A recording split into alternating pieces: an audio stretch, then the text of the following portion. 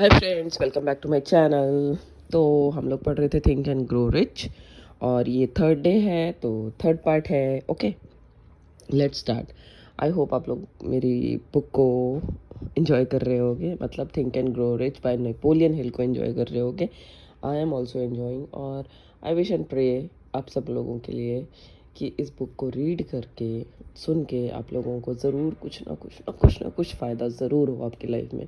मतलब आपकी लाइफ में कोई वैल्यू ऐड हो या अपग्रेड करो या पहले से थोड़ा 1% भी इम्प्रूवमेंट हो जाए, तो मतलब I will be so happy and thankful to God. तो I want you to grow, to see you grow, to you be successful. क्योंकि कोई भी ऐसे ही पर्सन बुक सुनने या रीड करने नहीं आ जाता है जब तक उसके अंदर से कोई एक चाहना हो खुद को इम्प्रूव करने की नई फील्ड। मतलब it's not like think and grow rich in of course money is very important, I agree 100%। But कई लोगों को पर्सनैलिटी का होता है, कई लोगों को बोलने का होता है, कई लोगों का होता है कि how to dress up well, how to style well, how to keep your house well. तो ऐसे लोग अपने आप को अपग्रेड करने के लिए बुक्स के पास आते हैं। Not this book only, other books also. So ऐसा नहीं है कि हमारे पास जो चीज़ नहीं है बाय बर्थ हम उसको नहीं ले सकते हैं। बट आई फील कि हम सीख सकते हैं यार, हम सीख सकते हैं, हम सीख सकते हैं। तो चलो सीखते हैं। तो हम मानव जाति की ये कमज़ोरी है कि एक आम इंसान असंभव शब्द को बहुत तवज्जो देता है। ये बात तो सही है। वह इस बात को पूरी तरह से मन में स्वीकार कर चुका है कि हर सिद्धांत सभी के लिए लागू नहीं होते। हर काम कोई हर काम हर कोई नहीं कर सकता। देखो, यही बात हमने अभी की थी ना। ये बुक उन लोगों को ज़रूर सफल बनाएगी जो इन नियमों पर अपनी ज़िंदगी और अपना सब कुछ दांव पर लगा देते हैं। मैंने बचपन में एक डिक्शनरी खरीदी थी और जानते हो सबसे पहले मैंने क्या किया? मैंने असंभव शब्द को उस डिक्शनरी से काट के फेंक दिया। अच्छा किया। ऐसा करने से कोई बुराई नहीं है। आप भी अपनी ज़िंदगी से असंभव शब्द को जड़ से उखाड़ कर फेंक सकते हैं। सफलता उन्हें मिलती है जिनका ध्यान सिर्फ और सिर्फ सफलता पर होता है। I agree. असफलता उन्हें मिलती है जिनका ध्यान असफलता पर होता है। यह पुस्तक उन लोगों के लिए सहायक होगी जो अपने दिमाग के विचारों को असफलता के डर से हटाकर सफलता की ओर एकाग्र करना चाहते हैं। हम सभी में एक और कमी ये पाई जाती है कि हम अपने अनुभव, अपनी असफलताओं और अपनी आदतों को देखकर हर किसी के बारे में राय बना लेते हैं। कुछ लोग इस किताब को पढ़ते हुए कह सकते हैं कि अमीर बनने का कोई सिद्धांत नहीं है, क्योंकि वे इस बात को जानते ही नहीं हैं कि अमीर लोगों के मन की स्थिति क्या होती है। आखिर उनकी पूरी ज़िंदगी गरीबी, कंजूसी और असफलताओं में गुजरी है। लाखों लोग हेनरी फोर्ड की सफलता को मंत्र, सहयोग या फिर भाग्य ही मानते हैं, परंतु ऐसा नहीं है। 1000 व्यक्तियों में से सिर्फ एक व्यक्ति को ही हेनरी फोर्ड की सफलता का रहस्य पता होता है, और वे लोग इस तरह की बातें कहने की गलती नहीं करते। मैं हेनरी फोर्ड का एक वाक्य बताता हूँ जो इस रहस्य को पूर्णतः उद्घाटित कर देगा। जब फोर्ड ने प्रसिद्ध V8 मोटर का निर्माण करने के बारे में सोचा था, तो उन्होंने एक ऐसा इंजन बनाने के लिए तय किया था जिसके एक ब्लॉक में 8 सिलेंडर हों। समझे, एक ब्लॉक में 8 सिलेंडर हो। ये डिज़ाइन पेपर पर तो बन गया, पर जब इसे प्रैक्टिकल में एक इंजीनियर का रूप देने की बारी आई तो सभी इंजीनियर ने हाथ खड़े कर दिए। उन इंजीनियरों का मानना था कि ब्लॉक में 8 सिलेंडर रखकर यह इंजन नहीं बनाया जा सकता है। फोर्ड ने कहा, किसी भी तरह मुझे ये इंजन हर हाल में चाहिए। ये तो असंभव है, एक साथ सभी इंजीनियर्स का जवाब था। अब काम करना शुरू कीजिए, फोर्ड ने आज्ञा दी। चाहे जितना भी वक्त लग जाए, आप तब तक लगे रहिए जब तक सफलता हाथ ना लग जाए। इंजीनियर्स ने काम प्रारंभ कर दिया। 6 महीने बीत गए पर कुछ हाथ नहीं लगा। उफ, 6 महीने और बीत गए पर अभी भी कुछ हासिल नहीं हुआ। ओहो, इंजीनियर्स ने हर पैतरा अपना लिया, पर सफलता उनसे कोसों दूर थी। लेकिन यहाँ पर एक गौर करने वाली बात यह है कि 1 साल भी सफलता कोसों दूर थी, पर संभव नहीं रह गई थी। साल के अंत में फोर्ड ने सभी इंजीनियरों को फिर से बुलाकर कहा और कार्य पर प्रगति पूछी। इस बार फिर से सभी इंजीनियरों ने एक जवाब दिया, हमें प्रोजेक्ट को जारी रखने का कोई रास्ता नहीं मिल रहा है। जाइए फिर से काम पे लग जाइए, फोर्ड ने बोला। हर हाल में मुझे इंजन चाहिए और मुझे विश्वास है कि आप इसमें सफल हो जाएंगे। वो फिर से काम में लग गए। अब जादू चल गया था, क्योंकि फोर्ड ने इस रहस्य को पहचाना था।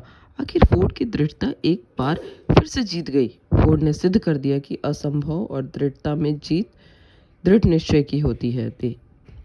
अब आपको भी फोर्ड की सफलता का रहस्य पता चल गया है। अब आप भी करोड़ों रुपए कमा सकते हैं। हेनरी फोर्ड इसीलिए सफल है क्योंकि उन्होंने सफलता के सिद्धांतों को समझा और उनको अमल में लाया। उनमें से एक है किसी व्यक्ति को पाने की इच्छा। अगर आप फोर्ड की कहानी पढ़कर उन सिद्धांतों को अमल में लाते हैं तो आप भी उसी सफलता पायदान पर पहुंच सकते हैं जहां पर फोर्ड ने अपना झंडा गाड़ा था। हेनरी फोर्ड का 20वीं सदी के अंत में ठीक वही स्थान है जो इस समय बिल गेट्स का। फोर्ड ने उस समय ऐसा कार बनाकर परिवहन क्षेत्र में क्रांति ला दी थी जिससे हर किसी के पास अपनी खुद की कार हो। ठीक वही क्रांति बिल गेट्स ने भी कंप्यूटर इंडस्ट्री में सॉफ्टवेयर इंजीनियरिंग करके फैलाई है। अब कंप्यूटर्स सिर्फ तकनीकी से जुड़े व्यक्तियों के लिए नहीं रह गया है, अब ये हर किसी के ऑफिस की ज़रूरत बन गया है। स्कूलों में चाहिए, लैपटॉप चाहिए। ठीक हेनरी फोर्ड की तरह बिल गेट्स ने भी तो करोड़ों डॉलर की संपत्ति कमाई है। उन्होंने कंप्यूटर में प्रोग्रामिंग की शुरुआत मात्र 13 वर्ष की उम्र में प्रारंभ कर दी थी। 1973 में उन्होंने हार्वर्ड यूनिवर्सिटी में दाखिला लिया और स्टीव बल्लेमर, जो कि माइक्रोसॉफ्ट के चीफ एग्जीक्यूटिव ऑफिसर रह चुके हैं, के साथ एक कमरे में रहते थे। हार्वर्ड में पढ़ते हुए बिल गेट्स ने सबसे पहले माइक्रोसॉफ्ट कंप्यूटर के लिए एक प्रोग्रामिंग लैंग्वेज बेसिक की खोज की। गेट्स इस तरह से अपने सपनों को पूरा करने में लग गए कि उन्होंने हार्वर्ड विश्वविद्यालय को छोड़ दिया। अब वो पूरी ऊर्जा अपने सपनों को पूरा करने में लगाने लगे। इससे कुछ समय पहले ही उनके बचपन के मित्र पॉल एलन के साथ उन्होंने अपना कंपनी शुरू की थी जिसका नाम था माइक्रोसॉफ्ट। अब माइक्रोसॉफ्ट ने अपने सपनों में पहिए लगाए। उनका था कि कंप्यूटर हर ऑफिस, हर स्कूल और घर की ज़रूरत बन सकती है। उनका यही निश्चित उद्देश्य माइक्रोसॉफ्ट की सफलता का मुख्य कारण बना। अपना सबसे मुख्य लक्ष्य हासिल करने के बाद बिल गेट्स रुके नहीं। वे लगातार कंप्यूटर और प्रोग्रामिंग में सुधार प्रति सुधार करते रहे। सबसे खास बात, उन्होंने सिर्फ प्रोग्रामिंग के क्षेत्र में ही नहीं की, बल्कि वे विश्व के सबसे बड़े दान पुण्य की संस्थाएं भी चलाते हैं, जिससे उनकी सहायक उनकी पत्नी मेलिंडा गेट्स।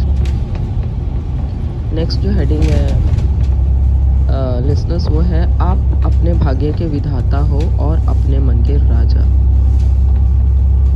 जब अंग्रेजी कवि W.C. हेनले ने लिखा था, मैं ही अपने भाग्य का विधाता हूँ और मैं ही अपने मन का राजा, उन्हें उसी समय हमें ये कहकर बताना चाहिए था कि हम ही अपने भाग्य का निर्माण करते हैं और अपने मन का संचालक, क्योंकि हमारे पास ऐसी शक्ति है जिससे हम अपने विचारों पर काबू पा सकते हैं। उन्हें ये भी बताना चाहिए कि ये व्योम, पृथ्वी, चंद्रमा और आकाश और पृथ्वी में रह रहे जीव जंतु या फिर चल रहे हों, हम लोग सभी वस्तुएं ऊर्जा है जो सबसे बड़ी ऊर्जा क्षेत्र से बंधी हुई हैं, जिसे हम असीम शक्ति कह सकते हैं। वह असीम शक्ति हमारे दिमाग में चल रहे विचारों से प्रभावित होती है और जो हम सोचते हैं उसे हमारी ज़िंदगी में वास्तविक रूप से अवतरित कर देती है। अगर कवि ने इस सत्य का ज्ञान उस समय करा दिया होता तो हमें पता चल जाता कि हम अपने भाग्य के विधाता और मन के राजा क्यों हैं। उन्हें ये जोर देकर बताना चाहिए था कि ब्रह्मांड की असीम शक्ति इस बात को नहीं जानती कि आप जो सोच रहे हैं वह अच्छा है या बुरा। वह उन विचारों को वास्तविकता में लाती है जो आप सोच रहे हैं। इससे उसे कोई लेना देना नहीं है कि वह आपके लिए बुरे हैं या अच्छे। उन्हें ये भी बताना चाहिए था कि हमारे मन में जब कोई विचार हावी हो जाता है तो वह चुंबक की भांति काम करने लगता है और अपने से समान परिस्थितियां, व्यक्ति और वस्तुओं को अपनी ओर चुंबक की भांति आकर्षित करता है। उन्हें बताना चाहिए था कि इससे पहले कि हम अमीर बने, हमारे मन को चुंबक की भांति कार्य करना प्रारंभ कर देना चाहिए। ये तभी संभव है जब हमारे मन में अमीर बनने का विचार पूरी तरह से हावी हो जाए और हमारा मन सिर्फ अमीर बनने के बारे में सोचने लगे। तभी हमारे निश्चित प्लान सफल हो पाएंगे। जैसे कि हेनली कवि थे, ना कि दार्शनिक। जैसे कि हेनली इंग्लिश का कोई कवि था हेनली, वो कवि था ना कि दार्शनिक, फिलोसोफर नहीं था। इस वजह से वो अपनी बात को सिर्फ कविता के अंदाज में कह पाए। उनका अनुसरण करने वाले कुछ समझ पाए और कुछ नहीं। धीरे धीरे समय बीतता गया और इस अटल सत्य में से पर्दा उठने लगा। इस पुस्तक में इन्हीं सब सिद्धांतों का वर्णन है। स्टीवन स्पिलबर्ग एक अन्य व्यक्ति जिन्होंने हम अपने भाग्य के विधाता हैं उद्गारण को सही सिद्ध करके एक नई मिसाल दी, जो चलचित्र फिल्मों के सर्वकालिक महान निर्देशक साबित हुए। उन्होंने बचपन से ही फिल्म का निर्देशन करने का सपना संजो लिया था। एक खास बात यह थी कि उन्होंने अपने सपने को मरने नहीं दिया और बचपन से ही एक पुराने कैमरे से शौकिया तौर पे फिल्म बनाने लगे। स्पिलबर्ग को यूनिवर्सल स्टूडियो की तरफ से मौका किस तरह मिला, इसकी बड़ी विचित्र कहानी है। एक गाड़ी में बैठाकर कोई ऐसे ही अननोन पीपल को बैठाकर आगंतुकों को यूनिवर्सल स्टूडियो का पूरा चक्कर घुमाया जाता था। स्पिलबर्ग उसी गाड़ी में छुपकर दो साउंड के बीच में बैठ जाते थे और पूरा चक्कर लगाकर वापस आते थे। जब वे वापस गेट के पास आ जाते थे तो उनकी एक आदत थी कि पहरेदार से 2-4 गप्पे जरूर लड़ा लिया करते थे। दिन प्रतिदिन बीतता गया और वह लगातार 3 महीनों तक स्टूडियो जाते रहे। जाते समय पहरेदार से हाथ हिलाकर सलाम करते और वापस जाते समय हाथ हिलाकर विदा हो जाते। वो हमेशा एक कोट पहनते थे और हाथ में एक सूटकेस लिए होते थे, जिससे पहरेदार को ये महसूस हो कि वह गर्मियों की क्लास लेने वाला छात्र है।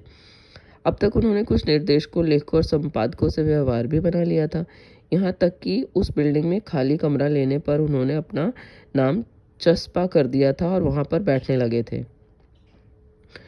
इस तरह से एक दिन उनकी वहाँ के उस प्रोडक्शन हेड सिड शिबर्ग, दोस्तों नाम लेने में इसलिए प्रॉब्लम हो रही है क्योंकि इंग्लिश नेम है और हिंदी में लिखे हैं ना, इसीलिए। नहीं इंग्लिश में होते तो पढ़ लेते आराम से। प्रोडक्शन हेड सिड सिम्बर्ग से मुलाकात हुई।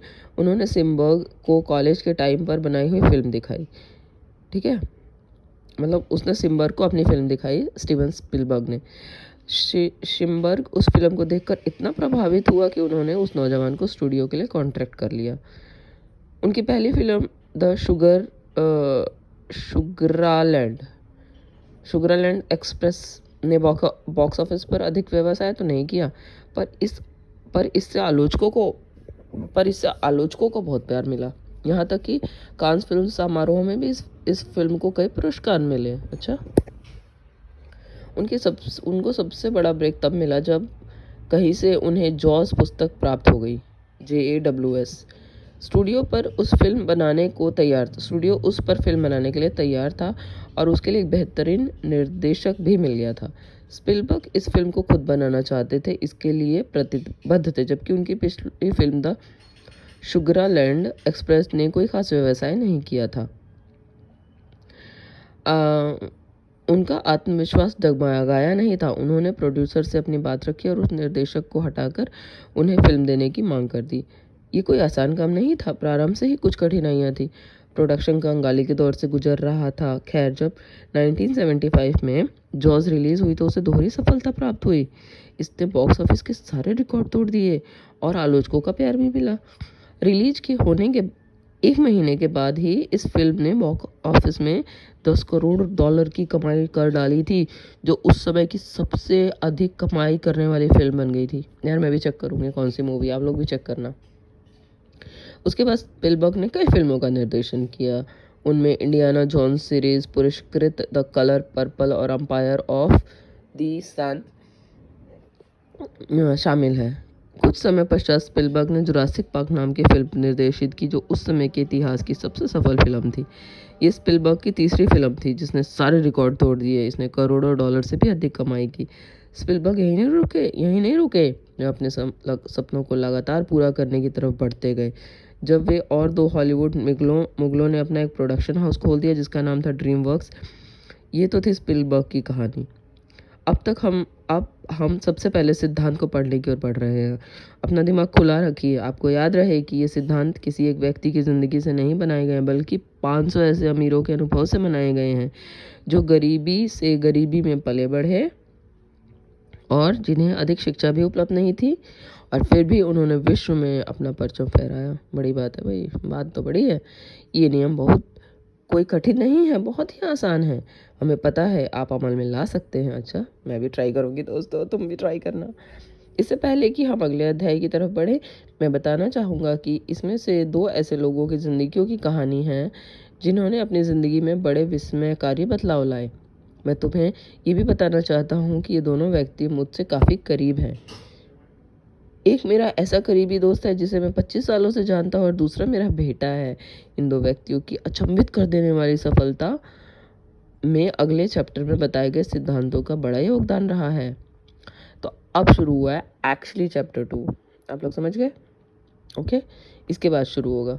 तो मैं इस वीडियो को यहीं पे ख़त्म करके और फिर ऑफिशियली चैप्टर 2 है, लेकिन मेरी सीरीज़ में शायद 4th होगा, आई डोंट नो। आप लोग समझ रहे हैं ना what I am talking about? Okay guys, तो ये चैप्टर ही ख़त्म करते हैं और नए चैप्टर को मैं रीड करके फटाफट डालती हूँ और आप फटाफट सुनो। और एक बार में तो समझ में नहीं आता, 2 बार सुनो, 5 बार सुनो, 10 बार सुनो, 50 बार सुनो। मैं भी यही करती हूँ, ठीक है? क्योंकि एक बार हमें समझ नहीं आता। इट्स नॉट बिकॉज कि आप मेरा वीडियो सुनो मैं इसलिए बोल रही हूँ, नॉट एट ऑल। आपको अच्छा लगता है तो सुनो, अच्छा नहीं लगता है तो मत सुनो, okay? But spreads positivity only, guys. Enjoy your life. I'm also doing that. I'm learning every single day. I'm trying to learn every single day. I'm 40 plus, but still like अब मुझे लगता है कि ज़िंदगी एक्चुअली अब समझ में आ रही है और अब सीखना चाहिए और अब करना चाहिए. Let's do it.